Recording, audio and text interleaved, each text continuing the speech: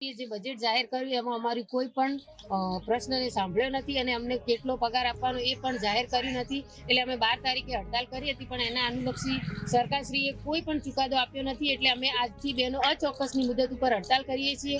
અમે offline online બધું જ કામ બંધ કરીશું. જ્યાં સુધી અમારા પ્રશ્નોનો ઉકેલ નહીં આવે ત્યાં સુધી અમે આંગણવાડીઓ પણ ખોલવાના નથી કે ઓનલાઈન કે ઓફલાઈન કોઈ કામ કરવાના નથી.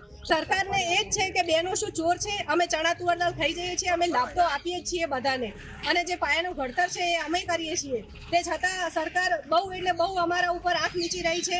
અને જો સરકાર અમારી માગણીઓ નહીં સ્વીકારે તો અમે અનિશ્ચિતકાળની હડતાલ ઉપર બેઠા છીએ. અને અમને સરકાર બનાવતા આવડે છે તો અમને સરકાર બગાડતા પણ આવડે છે.